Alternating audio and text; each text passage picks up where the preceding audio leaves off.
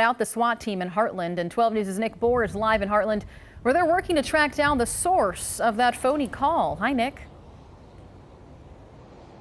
Hi, yes, it's a fake emergency call known as swatting. It's where someone calls in to an emergency agency saying there's some sort of armed situation, perhaps inside of a home or a business. Of course, those businesses and homes don't know what is going on at the time. Police here in Heartland are promising to get to the bottom of this call.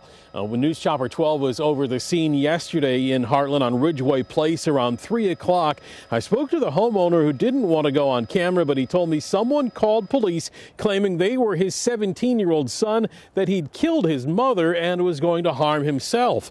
That brought a full SWAT response, and the team stormed in to find the woman very much alive and confused about what was happening. A neighbor shared a quick video of an officer running across her yard. She's angry to hear the people across the street were victimized by a hoax swatting call. Honestly, I was like, I couldn't believe somebody would do something like that, just to call in and make a joke of it, you know?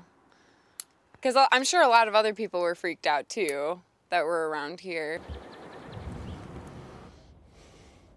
Among those alarmed, staff and students at Heartland South Elementary School right across the street that was briefly placed on lockdown until it was determined to be a hoax call. The homeowner says his son has an idea who might be behind the swatting incident and is working with police. Now, he tells me that his son is a high school student. He was in class when all of this was going on, had no idea the SWAT team was going into his home. He's working with police here to try to figure out who those people were behind this call. Reporting live here in Heartland, Nick Bohr, WISN 12 News. Hopefully police can get to the bottom of it soon. Thank you, Nick.